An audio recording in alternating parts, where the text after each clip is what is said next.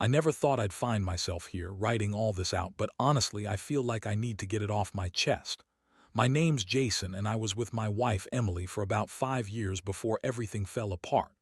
We were supposed to get married in 2 weeks. That's what kills me most, the timing. Everything was set, everything supposed to be perfect. We had the venue booked, the invites sent out, even my parents were excited. We seemed happy, or so I thought.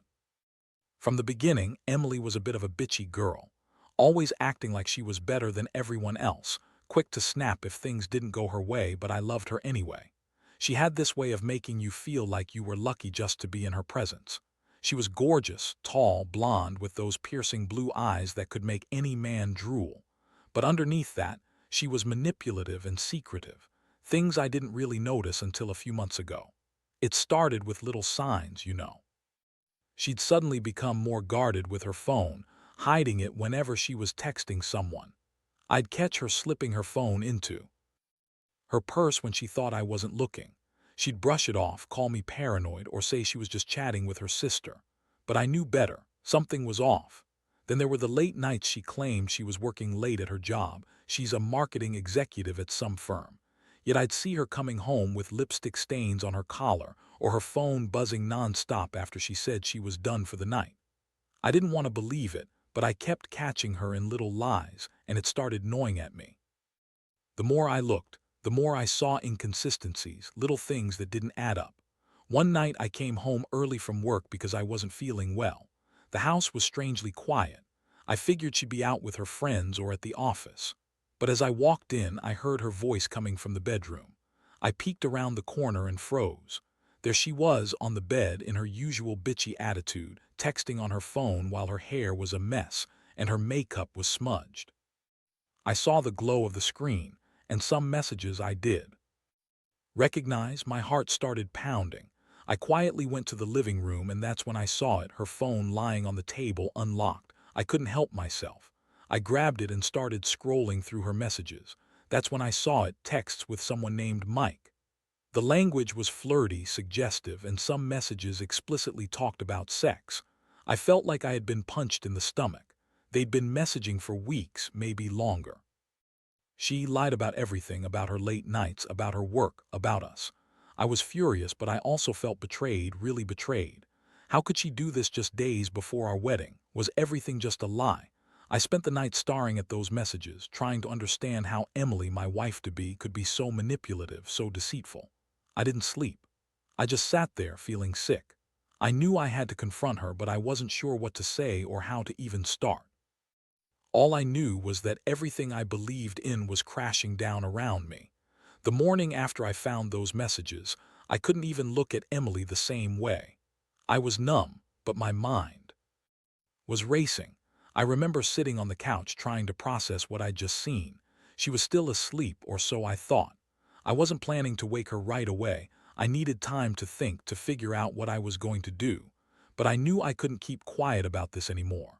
When she finally stirred, she looked at me with that typical bitchy smirk, like she had no idea what was coming. I didn't even bother with small talk. I just threw her phone on the table between us and said, "Who the hell is Mike?" She blinked, her expression shifting quickly from confusion to annoyance. "What are you talking about?" I pointed at her phone. "I know about the messages. I saw everything. The flirting, the sex talk, the lies. How long has this been going on?" She rolled her eyes and scoffed, crossing her arms. "Oh, please, Jason, you're overreacting. It's nothing, just some stupid messages. It doesn't mean anything." That made my blood boil. "Nothing? You're telling me that those messages aren't anything? You've been lying to my face for months, Emily. How long has this been happening? Was it just with Mike, or have you been cheating on me for longer?" She looked at me with that same bitchy attitude, her voice dripping with sarcasm. "You're crazy. You think I'd cheat on you? Please, Mike is just a friend, okay? We're not even having sex. It's just some stupid messages. I don't know why you're making such a big deal out of it." I clenched my fists. "You're lying. I saw the messages. I saw what you wrote about wanting to screw him, how you can't wait to meet up and fuck. Don't even try to deny it anymore." She scoffed again, rolling her eyes. "Fine, maybe I did mess around with him a little, but it's not a big deal. It's just sex, Jason. You're making a huge deal out of nothing. You think I'm perfect, but I'm not. I needed some excitement, okay? It doesn't mean I don't love you. That's when I felt like I'd been punched again. Love me? You're cheating on me and you call that just a little excitement. You lied about everything about us. And now you're just trying to dismiss it like it's nothing. She looked, annoyed, her voice rising. You're so controlling. I'm a grown woman, Jason. I do what I want. If I want to mess around, I will. And honestly, I don't even know if I want to marry you anymore. You're so paranoid. That was it. The anger and hurt boiled over. I wanted to scream, to accuse her of everything, but I knew I had to keep it together. I just told her I needed some space, that I wasn't sure what to do. I couldn't even look at her without feeling sick. The woman I was supposed to marry was a liar, a cheat, and a manipulator. My whole world was falling apart, and I had no idea how I was going to pick up the pieces. What crushed me most was realizing how good she was at hiding it. All those little signs I ignored, all the times I brushed it off because I loved her, they were all just lies. I felt so stupid for not seeing it sooner. But now I knew I had to decide what to do, whether to confront her again, forgive her, or just cut her out of my life for good. I was exhausted, angry, hurt, and completely betrayed, and I had no idea how to move forward from here. Over the next few days, I couldn't concentrate on anything. My mind kept looping back to those messages, to the way Emily lied so effortlessly, and how I had been blind, so damn blind, thinking she was the perfect wife to be. Every time I saw her or heard her voice, it felt like a slap in the face. I'd catch her sneaking glances at her phone, trying to hide her screen. It was like she was still lying even when I confronted her directly. Honestly, I started obsessing over the idea of her doing this with Mike, a guy I once called my best friend. The worst part is I don't think Mike knew I was onto him. Or maybe he did, and that's what made it worse. Because if they were cheating, it wasn't just some random fling. It was betrayal wrapped in betrayal. And the fact that she kept denying everything, calling me paranoid or controlling, made me question my own sanity. Was I just overreacting, or was I really being played? One night I decided enough was enough. I couldn't just sit here and stew in my anger. I needed answers, real answers. So I waited until she was asleep, took her phone, and dug even deeper into the messages. I found some that were more explicit than the last, some pictures she sent him, some plans about meeting up. It was clear they'd been more than just flirty. They crossed a line. I remember feeling sick, like I'd been punched again. My stomach twisted, my hands trembling. I was furious but also devastated. I kept asking myself, how could she do this? How could she lie to me, pretend to be the perfect wife, and then cheat with my best friend? It felt like the ground was opening beneath me. I wasn't sure whether I wanted to scream, cry, or just rip her apart. I didn't sleep that night. Instead, I stared at the ceiling, replaying everything, trying to find some way out of this nightmare. Next morning, I decided I had to confront her again. I woke her up early, told her I found her messages and that I knew everything. Her face twisted into that same bitchy smirk, like she was trying to act innocent. She sat up, stretched lazily, and looked at me with her usual attitude. "You're overreacting," she said. "You're so insecure. Honestly, I can't believe you're making this into a big deal. It's just sex, Jason, just some fun. I don't even love Mike. It's not like I want to leave you or anything." That was the moment I realized her lies were so deep, her denial so relentless, that she was willing to lie her way out of everything. I felt my blood boiling. How could she be so selfish, so manipulative? She kept insisting she was just having fun, but I knew better. Those messages didn't lie, they told the truth I was too blind to see before. I looked her straight in the eyes and told her I was done. Done with her lies, her excuses, her bullshit. I told her I felt betrayed, humiliated, and that I couldn't marry someone who would do this to me. She threw a fit, calling me crazy, saying I was ruining everything for some stupid messages. But I was past caring about her feelings. The trust was gone, shattered into a million pieces.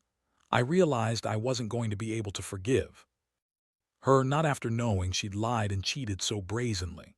That entire day, I felt like I was walking around in a fog, trying to process everything. I kept asking myself if I should try to save the marriage or just walk away now before it got worse. The image of her with Mike haunted me. The betrayal wasn't just about the sex or the messages. It was about the lies, the deception, the way she made me feel like I was crazy for suspecting her. I was angry at myself, at her, and at Mike for being part of this whole mess. The worst part, I knew I had to make a choice. I couldn't keep living in this limbo, wondering if she'd keep lying or if she'd finally admit the truth. But deep down, I already knew what I was going to do. I was done being played. I was done being used. Emily had crossed a line I never thought she'd cross, and there was no coming back from that. Not now. Not ever. The days that followed were the hardest I've ever experienced. Every waking moment was a mix of rage, disappointment, and a deep sense of betrayal. I kept replaying the entire sequence, how she lied, how she manipulated, how she thought she could get away with it all. I realized I couldn't stay in that house anymore, not with her, not after what she did. It felt like I was suffocating in her lies, and I needed to get out before I drowned completely. I made the decision to move out, not to yell or fight, just to get some space and clear my head. I packed a bag and left that morning while she was still in bed, pretending to be innocent. I didn't even bother saying anything.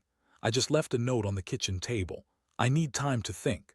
Don't contact me unless it's about the wedding or legal stuff. I'll be back when I can. As I walked away from the house, I felt a strange mixture of relief and heartbreak. Relief because I was finally free from her lies, but heartbreak because I loved her, stupid, naive me. I thought she was my everything, and now I saw her for what she truly was, a liar, a cheat, and a user. The trust was gone, and I knew I'd never be able to look at her the same way again. In the following days, I reached out to some friends, ones I trusted, and told them everything. I needed advice, validation that I wasn't overreacting. Some told me to cut her loose immediately, to forget about the wedding and move on. Others told me I should confront her again, demand answers, and see if she'd finally come clean. But I knew deep down that there was no coming back from this. Trust once broken isn't easily repaired, and I wasn't sure I wanted to even try. I also started digging into her phone more, searching for any other evidence. I found more texts with Mike, some flirtatious and some downright explicit. I found emails, even the receipts from her hotel stays and their supposed business trips. Everything pointed to one thing: she'd been cheating on me for months. This wasn't some mistake or a one-time slip-up. It was a full-blown affair, hidden behind her bitchy attitude and perfect facade. My mind kept circling back to that night she told me she needed some excitement, like that was a valid excuse for destroying everything we had. She lied so effortlessly, like it was second nature. The worst part was realizing how much I'd invested in her, my time, my love, my trust, and she just threw it all away for some meaningless sex with Mike. The more I thought about it, the more I realized that I had been naive. I always thought I was the lucky one, that she loved me. But now I saw that she was just using me, playing her game, and I was the sucker who didn't see it coming. I felt so stupid for ever believing she was genuine. And that feeling of being played, of being used, just about crushed me. I kept asking myself if I should try to confront her again, demand she tell me everything, or just cut her loose for good. Honestly, I was leaning toward cutting her out completely. No explanations, no apologies, no second chances. Just a clean break. I finally realized that some betrayals cut so deep that no amount of trying to fix it would matter. Right now, I'm just trying to breathe, trying to stay grounded. I don't know what the future holds, but I do know that I'm done pretending everything is okay. I've learned a hard lesson. Trust is fragile, and sometimes people you love will throw it all away for their own selfish reasons. And yeah, it hurts, more than I can put into words. But I also know I have to move on, even if it's the hardest thing I've ever had to do. After I moved out, the reality of what happened hit me even harder. I spent days just wandering around, trying to process everything that had gone down. The house I used to share with Emily now felt like a prison, a constant reminder of her betrayal. I couldn't help but think about the wedding that was supposed to happen in just a few days, how everything was so perfect on the surface, but beneath it all, her secrets festered. It was like a sick joke.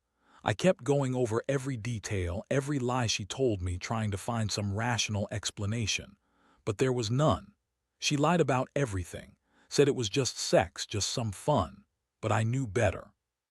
Those messages, the hotel receipts, the late-night calls, everything pointed to something much darker and more serious. She had been unfaithful for months, betraying not only me but also our future. I felt a deep sense of loss, not just of her, but of the life I thought we had. I started to realize I needed to confront this head-on, not just for me, but for the closure I desperately needed. I reached out to Mike, her so-called friend, to see if he'd be honest with me. Surprisingly, he responded quickly. He admitted that they'd been seeing each other for a while, that they'd planned to meet up again soon, and that she had told him she was done with me. Hearing that made my stomach turn. I felt like I'd been punched again. But I also felt something else: anger, pure, unfiltered rage. How could my best friend, someone I trusted, do this to me? How could Emily lie so effortlessly and then blame me for being paranoid? I realized I wasn't going to just sit back and let this happen without consequences. I decided to take matters into my own hands. First, I hired a private investigator. I needed undeniable proof. I wanted the truth laid out in black and white. Over the next week, I watched as the PI gathered more evidence. Photos of Emily and Mike together, her sneaking out of hotels, even video footage of them meeting in secret. It was brutal to see, but I needed to see it to believe it. I told myself I wouldn't let her manipulate me anymore. I needed to be strong. Once I had everything, I sat down and drafted a plan. I knew I had to act carefully. I couldn't let her spin her lies again or make me look like the crazy one. My goal was simple: get her to admit everything, confront her with the evidence, and finally put an end to the nightmare she had created. I wanted to see her squirm, to see her realize I wasn't the fool she thought I was. The day came when I decided I would go back to the house. I didn't want to make a scene, but wanted her to face the reality. I showed up unannounced, holding her phone with the evidence already prepared on my tablet. She was surprised, trying to act innocent again, but I cut her off. I laid out everything: the messages, the hotel receipts, the photos. I watched her face change from annoyance to panic, then to outright anger. Her reaction was classic. She denied everything at first, calling it just a misunderstanding, nothing serious or blown out of proportion. But I wasn't having it. I told her I knew the truth and I wasn't going to be played anymore. I told her I was done, that I couldn't spend another minute with someone who lied and cheated so effortlessly. She snapped, started yelling, calling me possessive, controlling, and crazy. But I didn't care. I'd already made up my mind. I told her I was filing for divorce, that I wanted nothing to do with her anymore. That day, I finally took control of my life again, something I should have done long ago. I felt a strange mix of relief and heartbreak, but I knew I was finally free from her web of lies. Looking back now, I realize that betrayal changes you. It rips apart the illusion of trust you once had, leaving you with just raw truth and scars. I've learned that some people are capable of hiding their true selves so well that you never see it coming. But I also learned you have to stand up for yourself, even if it hurts. Sometimes, the only way to heal is to cut out the poison, no matter how much it hurts in the moment. That's what I did. And honestly, even with the pain, I feel like I'm starting to breathe again. Since everything happened, I've spent a lot of time reflecting on what went wrong and how I let it get so far. Honestly, it's been a brutal lesson in trust and deception. I used to think I knew Emily. I thought she was the one. But that illusion shattered the moment I found those messages. It made me question everything I believed about love, loyalty, and the people I let into my life. The divorce was messy, of course. She tried to play innocent, blame me for being paranoid, and even said I was overreacting. But I had proof, and I wasn't about to let her manipulate her way out of it again. It was clear to everyone who knew us that Emily had been playing her own game, and I was just the pawn she used to get what she wanted. In the end, I moved on. I took the lessons I needed and refused to let this define me. What I've learned most is that betrayal cuts deep, more than I ever thought possible. But it also taught me to be more cautious, to trust myself more, and to listen to that little voice inside that says, something's not right. I realize now that love isn't enough if it's not built on honesty and respect.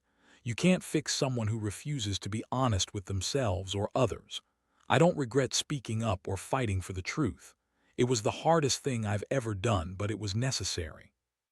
The pain will fade and I'll rebuild what I lost, better, stronger, more aware. Emily's betrayal was a blow, but it also freed me from a lie I was holding onto. Now I know that sometimes the only way to survive the storm is to face it head-on, cut out what's toxic and keep moving forward. To anyone out there who's going through something similar, trust your instincts. Don't ignore the signs, even if you don't want to believe them. Confront the truth, no matter how ugly it is, because only then can you start healing.